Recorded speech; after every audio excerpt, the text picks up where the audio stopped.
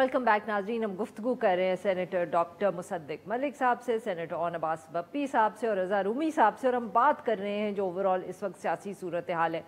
Doctor साहब, ये बात तो ओन अब्बास साहब ने बिल्कुल सही की। आप लोग हुकूमत से बाहर थे तो ऐसे इल्ज़ामात आप भी लगाया करते थे, चाहे जजेस की बात हो, चाहे आर्मी चीफ की बात हो, फौज नवाज शरीफ साहब की भी तकरीरें, लाइव तकरीरें इसी वजह से बैन हुई थी। अब आप लोगों को इमरान खान साहब की तकरीरें बुरी लग रही हैं, अपनी सारी बातें भूल गई। देखें, एक तो पहले जो सेनेटर साहब ने बात की है वो बिल्कुल ठीक है।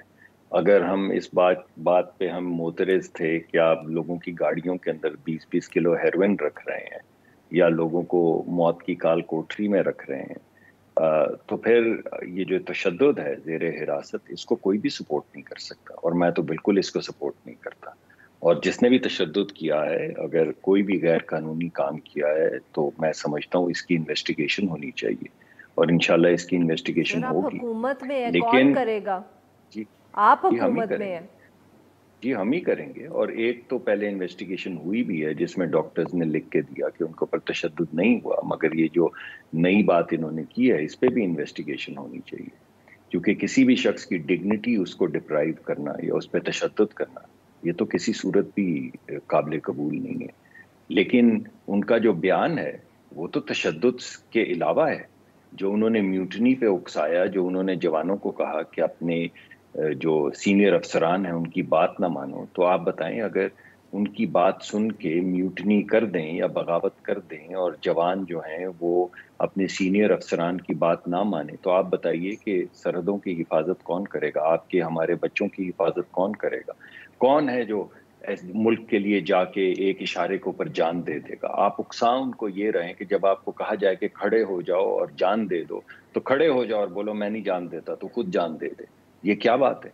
इसका सर, ये क्या तो बात है ताल्लुक है इन्वेस्टिगेशन से तशद्दुद से? प्रूव होगा ना। तो ये सर, ये तो अब एक तरह से इन्वेस्टिगेशंस नहीं, ये होंगी तो तो बयान प्रूव नहीं। होगा ना। नहीं, एक मिनट ये मैडम, नहीं नहीं मैडम नहीं नहीं नहीं, सर, नहीं ना ना ना चलिए सर, डॉक्टर आप साहब आप मेरी भी आप बात सुन कहिए, लेना। आप कहिए, मुझे ये कोई जल्दी नहीं, आप अब बताएं। सर बात ये है कि ये क्योंकि हम मतलब कि ये अब बहुत ज़्यादा सियासतदानों पे इल्ज़ामात लगते हैं, इसलिए सर हम सबको थोड़ा सा यहाँ एहतियात नहीं करनी चाहिए? क्या ये फैसला हमें कोर्ट्स पे नहीं छोड़ना चाहिए? क्या आप और मैं ये डिटर्मिन कर सकते हैं कि किसने इंसाइटमेंट की है या नहीं की? देखिए, ये तो वो तकरीर है जो उन्होंने ARY चैनल पे की है। ये तो आप ऐसी बात कह रही हैं कि किसी ने किसी पे इल्ज़ाम लगाया है, मैंने जिसकी सर ये नहीं तहकीक कहा कि होनी उन्होंने चाहिए। तकरीर नहीं की, मैंने कहा सर इल्ज़ाम में, और इल्ज़ाम अगर एक है तो उसको प्रूव करने के लिए, स्पेशली जब इतना संगीन इल्ज़ाम है, तो हमें कोर्ट के वर्डिक्ट का इंतज़ार नहीं करना चाहिए। तो कर तो रहे हैं। मैंने तो इसी वजह से कहा कि दरमियान में अगर तशद्दुद आता है तो उस पर तहकीक होनी चाहिए। लेकिन ये कहना कि वो बयान के ऊपर आपने, वो तो उन्होंने बयान दिया, उन्होंने ये कहा है, आप क्लिप चला दें, अभी आप चलाएं और लोगों को दिखा दें उन्होंने क्या कहा है, या जो खान साहब ने भी कहा है। तो ये बात नहीं है, ये कि उसकी सजा का तयन अदालत को करना है, वो तो हम भी मानते हैं आपकी बात। कभी भी हमने नहीं कहा कि सजा हमने देनी, हमने तो कभी नहीं कहा किसी को कोई चौकों पे लटका देंगे, ओए तोए, हमने तो कोई ऐसी बात नहीं की। हमें लोग कहते हैं आपने क्यों नहीं इमरान खान को पकड़ा?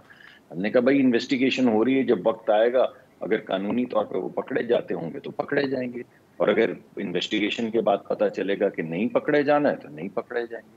हमें क्या ऐसी जल्दी है? हमको मिर्जा शहजाद अकबर की तरह पहले आके एक कैमरे के ऊपर वो कागज दिखाएं, फिर रात को जाके लोगों के घर में उठा लें उनको, या लोगों की गाड़ियों में हेरोइन डालें और फिर बोलें खुदा।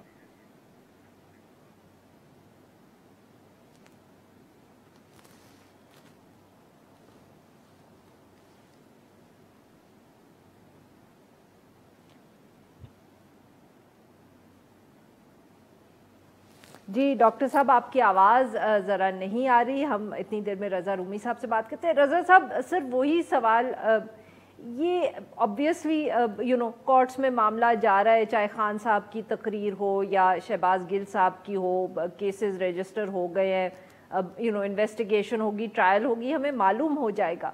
सर पर ये हर दफ़े हमारे सियासतदानों पे इस तरह के इल्ज़ामात लगते हैं, पॉलिटिकल पार्टीज़ को फिर भी कोई लगता है सबक सीखने का, दैट लग्जरी ऑफ लर्निंग, कि ये गलती कहाँ हुई कि हर दफ़े जो एक पार्टी अपोजिशन पे होती है उस पर ये इल्ज़ामात लगते हैं, ये कब सीखेंगे?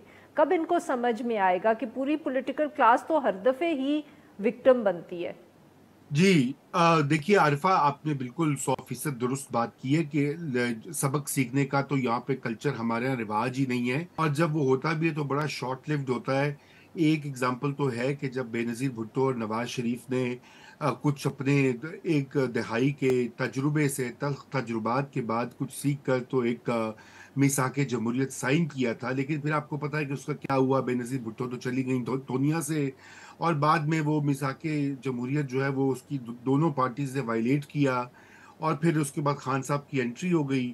تو اب تو ٹوٹلی سیاسی منظرنامہ بدل گیا. ایک اور میثاق جمہوریت کی ضرورت بالکل ہے اس وقت، اور اس میں یقیناً میں سمجھتا ہوں کہ سب کو شامل ہونا چاہیے. عمران خان صاحب کو بھی نظر ثانی کرنی چاہیے. ان کی ابھی تک پالیسی رہی ہے کہ ان کے علاوہ باقی ہر کوئی چور اور کرپٹ اور ڈاکو ہے پاکستان کے سیاسی منظرنامے میں، اس لیے وہ کسی سے بات کرنا پسند نہیں کرتے ہیں. لیکن یہ کہ الٹیمیٹلی سیاست جو ہوتی ہے وہ یہی ہوتی ہے. آخر وہ ایک پنجاب کے جو سب سے بڑے ڈاکو تھے، اس کو انہوں نے اپنے ہاتھوں سے وزیر اعلیٰ لگایا. تو ریئل پالیٹک تو یہی ہوتی ہے. لیکن یہ تو ایک بات ہے جو سیاست دانوں نے کرنی ہے. لیکن اس سے زیادہ امپورٹنٹ بات یہ ہے، میں اب عارفہ کی جو ہماری اسٹیبلشمنٹ ہے جس میں کہ عدلیہ بھی شامل ہے، اب ان کو بھی کچھ سبق سیکھنے کی ضرورت ہے. ان کو بھی یہ سبق سیکھنے کی ضرورت ہے کہ وہ پولیٹیکل انجینئرنگ جو کرتے ہیں یا عدالتی فیصلوں کے ذریعے یا دیگر انسٹرومنٹس کے ذریعے، وہ بھی بیک سیٹ لیں. وہ خدا کے لیے اس ملک پہ رحم کریں اور اس ملک کی سیاست، اس ملک کی پارلیمنٹ، اس ملک کے آئین کو چلنے دے، جو کہ اعلیٰ عدلیہ تو آئین کی گارڈین ہے، وہ تو رکھوالی ہے اس کی. اور جب اسی کی طرف سے دیکھیے نا، پچھلے 4-5 سال کے جو فیصلے ہوئے ہیں، آج وہی ہو رہا ہے. یہ آج جو -1 کا آپ نے اپنے ابتدائیے میں ذکر کیا، یہ -1 کیسے ہوا تھا 2016-17 میں نواز شریف کے ساتھ، اور کس نے کیا تھا سب جانتے ہیں. آپ بھی جانتی ہیں، ہم بھی جانتے ہیں. تو اب عمران خان صاحب کے اوپر بھی اگر یہی چیز آئے گی تو ہمیں تو اس کی مخالفت کرنی چاہیے، کیونکہ یہ تو بالکل نان پولیٹیکل اپروچ ہوتی ہے. لیکن جو پچھلی غلطیاں اس کو بھی تو ریکٹیفائی کرنے کی ضرورت ہے. اب یہ تو نہیں ہو سکتا نا کہ آپ نواز شریف کو تو تا حیات نااہل کر کے باہر ملک میں بھجوا دیں، اور یہاں پہ عمران خان صاحب کی جب باری آئے تو وہ کہیں کہ نہیں جی، یہ تو ان کے لیے ایک فرق لا ہونا چاہیے. تو اس وقت ضرورت یہ کہ پچھلی غلطیوں کا بھی ازالہ کیا جائے، ریکٹیفیکیشن کیا جائے. ڈرائنگ بورڈ کو دوبارہ سے بٹھا کر اس میں اسٹیبلشمنٹ اور عدلیہ بھی سوچے کہ انہوں نے کیسے اس ملک میں let the politicians do the politics. یہ ان کا اس میں انوالو ہونا کام ہے ہی نہیں، ڈائریکٹلی یا انڈائریکٹلی. جی بالکل ٹھیک. جی سینیٹر عون صاحب، یہ جو بات کر رہے ہیں رضا رومی صاحب، کہ ایونچولی سر آپ لوگ اگر پرویز الہی صاحب کے ساتھ الائنس کر سکتے ہیں، ان کو چیف منسٹر بنا سکتے ہیں، تو آپ کیوں نہیں گفتگو کر سے باقی جماعتوں سے؟ آپ ایک طرف کہتے ہیں آپ کو الیکشنز چاہیے، تو الیکشنز کی ڈیٹ تاریخ سیٹ کرنے کے لیے، کیئر ٹیکر سیٹ اپ لانے کے لیے سر آپ کو بات تو کرنی پڑے گی. آپ بیٹھ جائیں ان کے ساتھ گفتگو کر لیں.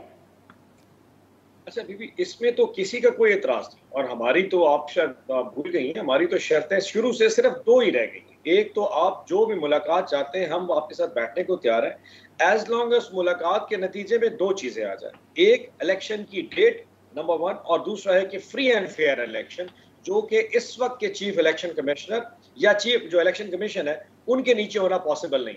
2 بڑی سمپل سی شرائط ہے. ابھی آپ طے کر لیں ٹائم اور وقت، ہم بیٹھنے کو تیار ہیں. لیکن اس ملاقات کے نتیجے میں ان 2 چیزوں کا نکلنا ضروری ہے. اگر ملاقات کا ایجنڈا یہ ہے کہ نواز شریف صاحب کو بھی واپس آنے دیں، شہباز شریف صاحب کے کیس بھی ختم کرنے دیں، حمزہ کی بھی معافی دے دیں، مریم کے خلاف کیس بھی ختم کر دیں، یہ نہیں ہو سکتا.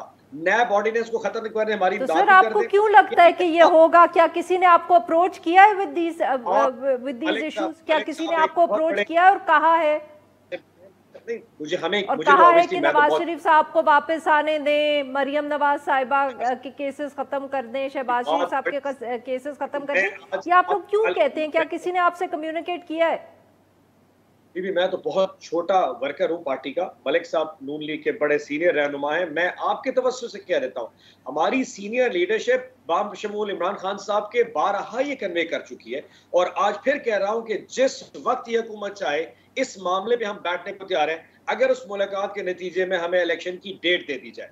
लेकिन दूसरा उसका कोई एजेंडा नहीं होगा, उसमें किसी की कोई माफी नहीं होगी। अगर ये बात इतनी आसान है तो 4 महीने हो गए, इस गवर्नमेंट एक दफा में बुला क्यों नहीं लेती? देखिए, गवर्नमेंट एक माँ की हैसियत रखती है।